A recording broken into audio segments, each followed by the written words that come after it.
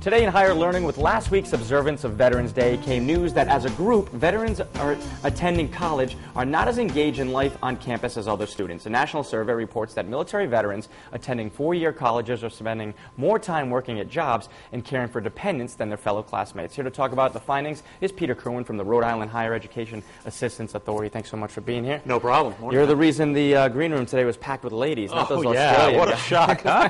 Yeah, who knew? This is a pretty neat survey. It's because that's got to be such an adjustment. Yeah. Going from war to college campus. What are some of the problems they're facing? Well, look, there's this national survey on student engagement which found that as a group, veterans on campus are more likely to be older, enrolled part-time, serving as distance learners, and transfer students than regular students. So that itself presents some challenges, but it also found that they're twice as likely to report having at least one disability.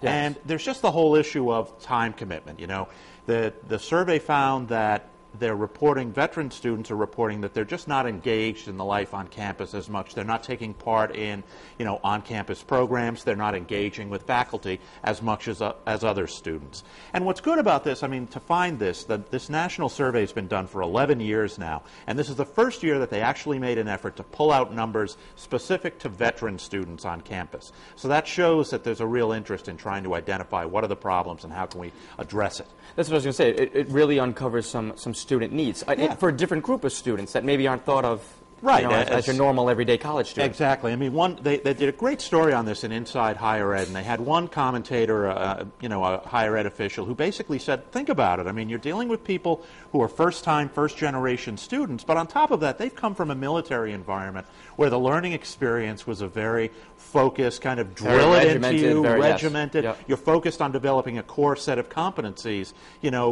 certain skills unique to you. Whereas on the campus environment, it's more of a give-and-take situation. You're in a community of learners, so there's a lot more work together that you don't kind of yet necessarily. You're right. And you're removed from school as well.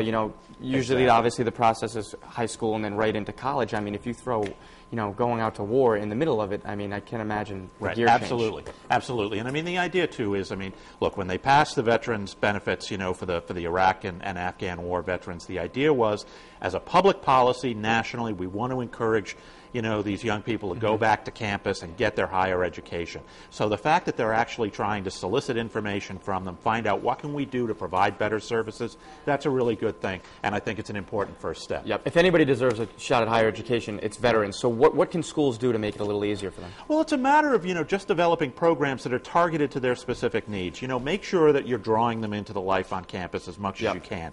Certainly there are a lot of concerns, as you mentioned in the opening, they're sometimes caring for, they're providing services to a family member who's ill maybe. They're working a lot. But there are ways, I think, to try to, make sure that they are engaged in the life of the community. Make sure that professors are reaching out to them too, and that, you're really getting them involved in what's going on campus so that their experience is a quality one. Peter, thanks so much. No problem. Very important topic. For more information on the College Bound Fund, just head over to foxprovidence.com.